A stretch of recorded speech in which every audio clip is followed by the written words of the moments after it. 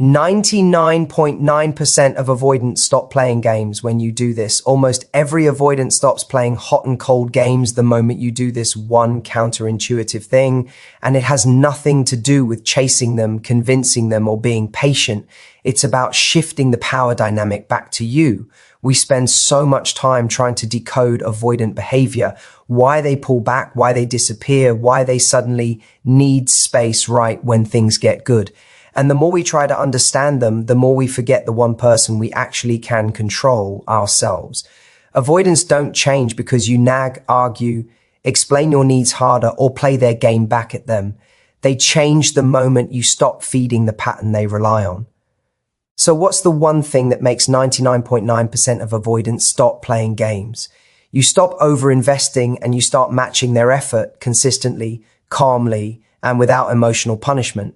Avoidants don't fear closeness, they fear losing themselves in someone who demands more than they're ready to give. But they also can't play games with someone who refuses to chase crumbs. When you shift your energy from convincing them to choosing yourself, the dynamic changes instantly. Instead of reacting to their distance, you hold your standard. Instead of texting first every time, you slow down and allow space. Instead of tolerating mixed signals, you communicate clearly and then step back. This is powerful not because it manipulates them, but because it removes you from the emotional roller coaster they create. It places responsibility where it belongs, on them. And here's the twist. When you no longer reward inconsistency, avoidance feels something they rarely experience: safety. Not because you accommodate them endlessly, but because you show you won't lose yourself trying to keep them. They stop playing games because the games no longer work on you. Your energy becomes calm, centered, and grounded. Your boundaries become attractive instead of threatening. Your presence becomes a choice, not a reaction. If an avoidant is capable of showing up, this is the shift that brings them forward. If they're not capable, this is the shift that frees you to walk away. Either way, you win the moment you stop playing. Matching an avoidance effort doesn't mean playing hard to get, acting cold, or pretending you don't care. It's about stepping out the old habit of doing more than your share. Most people dealing with an avoidant partner fall into over-functioning without realizing it, sending the first text every time, initiating all the plans, trying to soothe their discomfort, or constantly checking in to keep the connection alive. The avoidant becomes the thermostat. They pull back, you push forward, they slow down, you speed up, they give less, you compensate with more. This imbalance reinforces their distance because your increased effort allows them to stay comfortable without ever needing to invest. Matching effort reverses this dynamic. When they take one step, you take one step. If they pull back, you don't chase, you give them the space they've taken without shrinking your self-worth. This creates emotional equilibrium, something avoidants aren't used to. They often pull away because they sense pressure, even if you're not intentionally applying it. Over-investing feels like pressure to someone who instinctively fears being overwhelmed or losing independence. But when you simply mirror their pace, you remove that sense of threat. You're showing them, without big speeches or ultimatums, that you're here, but not depending on them for your emotional balance. This approach also gives you clarity. Instead of guessing what they feel or trying to decode mixed signals, you let their behavior guide your responses. If they make plans, you happily agree. If they go quiet, you don't panic or flood them with messages. You let the silence stand. It doesn't mean withdrawing affection or playing games. It means you're not carrying both sides of the emotional labor. You're responding, not rescuing. And ironically, this creates the safety avoidants need to come closer. They can take a step forward knowing you won't leap 5 steps in response. Matching effort is also a subtle but powerful expression of self-respect. It communicates that connection is a shared responsibility, not something you single-handedly maintain. When an avoidant sees that you're not chasing, controlling, or anxiously monitoring the relationship, they start to relax. They can approach at their own pace, which is the only way they know how. And because you're no longer absorbing all the risk and doing all the emotional lifting, they feel the natural consequences of their distance. If they value you, they'll re-engage. If they don't, the gap becomes clear without you having to beg, push, or convince. This balance is what stops the cycle of hot and cold behavior. It shifts the dynamic from pursuit to partnership, allowing the relationship to move at a pace that respects both people instead of exhausting one and overwhelming the other. Detaching from an avoidance emotional swings is not about becoming indifferent or shutting down your own feelings. It's about no longer allowing their sudden distance, mood shifts, or unpredictability to dictate your emotional state. When you're connected to someone who has avoidant tendencies, their behavior can feel like a roller coaster. Warm one moment, distant the next. If you're sensitive, anxious, or simply invested, it's easy to tie your sense of security to their level of engagement. When they pull back, you worry. When they seem distracted, you assume something is wrong. When they become quiet, you feel compelled to fix it. This creates a reactive pattern where your emotions become a response to theirs, rather than something grounded within yourself. Avoidants often retreat when they feel overwhelmed or vulnerable, and that retreat can trigger your anxiety. But the more you react by questioning, chasing, or over-explaining, the more they feel pressured, which only reinforces their pullback. Detaching interrupts this cycle. It means observing their shifts without immediately personalizing them. Instead of assuming their distance is a reflection of your worth or something you did wrong, you remind yourself that this is part of their internal pattern, not a measurement of the relationship's value. This emotional steadiness is powerful. When they withdraw, you don't panic, you stay centered. When they're inconsistent, you don't demand explanations, you let the behavior speak for itself. When they come forward again, you respond warmly but without the desperation of someone who's been waiting anxiously for their return. Your emotional groundedness becomes the thing that shifts the dynamic. Avoidants expect that their distance will create tension, clinginess, or pursuit. When it doesn't, the entire structure of the game collapses. There's nothing for them to push against. Detaching doesn't mean suppressing your feelings. It means processing them without acting on impulse. If you feel hurt, you acknowledge it privately or with a trusted friend instead of immediately confronting them in a moment of fear. If you feel confused, you give the situation time to clarify instead of demanding instant answers. This calm approach shows an avoidant something they rarely experience: emotional safety without pressure. You become someone who can hold your own center, which paradoxically makes them more comfortable approaching you. And because you're not reacting to every emotional shift, you're able to see their true level of investment more clearly. Their behavior becomes data rather than a trigger. This clarity helps you make decisions from a place of strength instead of anxiety. In turn, an avoidant starts to feel that the relationship doesn't threaten their independence, which makes them more likely to move toward you rather than away. Setting boundaries without drama is one of the most transformative things you can do when dealing with an avoidant partner. Avoidants typically become overwhelmed not by the boundary itself, but by the delivery. Raised voices, emotional ultimatums, long speeches, or expressions rooted in fear rather than clarity. When a boundary feels like conflict, they retreat. But when it's expressed calmly and confidently, without accusation or emotional volatility, it sends a very different message. It tells them that you respect yourself enough to communicate what you need without needing to control or punish them. That is something even an avoidant can respond to. Most people set boundaries reactively, after they're already hurt, frustrated, or fed up. By the time they speak, it comes out as anger or emotional pressure. But avoidants read that pressure as threat.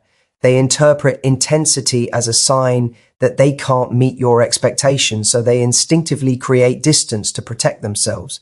A boundary delivered without drama avoids this entire pattern. Instead of saying, "Why do you always pull away? You need to step up," it sounds like, "I value consistency and I feel best when communication is steady. If things slow down, that's okay. I'll simply match that pace." The content is the same, but the energy is completely different. A calm boundary is not an attempt to force someone to behave differently. It's a statement of what you will and will not participate in. It's not an argument, it's information. Avoidants don't feel cornered When they're given information, they feel informed and free to make their own choices. Ironically, that freedom makes them more likely to meet you halfway because they don't feel like their autonomy is under threat. This approach also reinforces your self-worth. Instead of pleading for reassurance or chasing after clarity, you're stating your needs and then stepping back to see what they choose to do. You're not punishing silence with silence. You're not weaponizing distance. You're simply honoring your standards. And an avoidant notices this. They see that you're not trying to control them and that your boundary is about protecting your emotional well-being, not policing their behavior. This creates a sense of emotional safety, both for you and for them. Boundaries without drama also create a more stable environment for communication. Without emotional spikes, there's room for honesty. There's room for them to show up imperfectly without fear of being criticized. And there's room for you to uphold your standard without feeling guilty or demanding. The relationship becomes grounded in respect rather than emotional tug of war. This steadiness softens an avoidance resistance and makes cooperation feel natural instead of forced. Choosing yourself over the chase is one of the most powerful shifts you can make when dealing with an avoidant partner. When you're deeply invested in someone, it's natural to want to fix the distance, patch up the miscommunication, or prove that the relationship is worth holding on to. But this often leads to self-neglect. Your emotional needs take a back seat while you prioritize keeping the connection intact. You start compromising on what you want, tolerating inconsistency, and silencing your own concerns in the hope that they'll eventually feel safe enough to show up. What you don't realize is that this very pattern is what keeps the avoidant dynamic alive. Avoidant partners aren't necessarily trying to hurt you. Their instinct is to retreat from anything that feels overwhelming, pressured, or emotionally demanding. When you chase, even with good intentions, it amplifies their urge to pull back. Choosing yourself means stepping away from that dance altogether. It means redirecting your energy from convincing them to stay to supporting your own sense of security and well-being. When you stop centering your behavior around their reactions, you reclaim the emotional ground you've been standing on unevenly. Instead of asking, how do I make them feel comfortable? You start asking, what makes me feel grounded and respected? And instead of revolving your choices around their availability, you start making decisions based on your own needs, values, and standards. This shift isn't selfish, it's essential. People with avoidant tendencies often don't respond well to pressure, but they do respond to a partner who is self-assured, balanced, and rooted in their own life. When you choose yourself, you naturally embody these qualities. You begin to invest in your friendships, your hobbies, your personal growth, and your mental health. You stop waiting anxiously for a text and start living in a way that fills you up regardless of their level of engagement. This doesn't mean you stop caring about them. It means you stop tying your emotional stability to their behavior. You value your own emotional safety enough to not remain in a pattern that leaves you constantly seeking validation. This change also creates clarity. When you choose yourself, you're able to see the relationship as it truly is, not as you hope it will become. You're no longer blinded by the need for reassurance or connection. If they step up, it's because they genuinely want to, not because you begged or bent over backwards to pull them closer. If they don't, you're strong enough to walk away without losing yourself in the process. Choosing yourself becomes the foundation of every healthy dynamic. It invites the right people in and filters out the ones who can't meet you where you stand. Letting an avoidance behavior determine your pace is not about giving up your needs or allowing the other person to control the relationship. It's about paying close attention to their actions and using that information to guide your level of investment. Many people get stuck in avoidant dynamics because they respond to mixed signals with hope instead of observation. They remember the intense moments of connection and ignore the extended periods of withdrawal. They take a single affectionate gesture as a sign of progress and then continue giving more, even when the avoidant's actual behavior hasn't changed. This creates an emotional imbalance where you're always moving faster than they are, and they're always trying to slow things down. Adjusting your pace to match theirs brings the relationship back to equilibrium. When they communicate consistently, you reciprocate. When they initiate plans, you show up fully. But when they pull back, go quiet, or become inconsistent, you don't race to close the gap. You simply adjust your own pace to mirror the shift. This doesn't mean becoming distant or passive aggressive. It means you're allowing their actions to show you what they're ready for rather than projecting your hopes onto them. This approach protects your emotional energy because you're no longer investing based on potential, you're responding to reality. This strategy also gives the avoidant space without rewarding withdrawal. You're not chasing them when they're distant, but you're also not punishing them when they return. You're simply moving at a speed that matches their readiness. This removes the pressure avoidants often feel when someone is emotionally ahead of them, which can trigger their instinct to run. When your pace matches theirs, the relationship feels safer and more manageable from their perspective. They don't feel like they're disappointing you or being pulled into deeper intimacy faster than they can handle. At the same time, matching their pace helps you stay grounded. When you stop overextending, you finally get to see whether they are truly capable of building a connection with you. If they value the relationship, they'll gradually increase their pace. They'll initiate more, show up consistently, and make an effort. If they don't, their lack of investment becomes clear. Either way, you gain clarity without having to force anything. This approach also reinforces your boundaries. You're showing that you're willing to meet a partner halfway, but not willing to carry the entire emotional load. It communicates that connection is something you engage in collaboratively, not something you chase alone. When avoidants see that you're steady, patient, and not demanding more than they can give while still honoring your own standards, they often feel more comfortable moving closer at their own pace. And if they can't or won't, you have the emotional strength and clarity to choose a healthier path for yourself. When you understand how avoidant dynamics really work, the entire relationship landscape begins to shift. You stop trying to win someone over through effort, persuasion, or emotional labor. You stop negotiating for a place in someone's life. Instead, you begin showing up in a way that naturally filters out anyone who cannot meet you where you stand. And that's the moment the game ends, not because you forced it to, but because you changed the rules simply by valuing yourself. When you match effort, stay emotionally grounded, set boundaries with calm confidence, choose yourself over the chase, and let their behavior determine your pace, you take back control of the one thing you've always had power over, your energy. You create a relationship dynamic where honesty replaces anxiety, where clarity replaces guessing, and where mutual investment replaces emotional imbalance.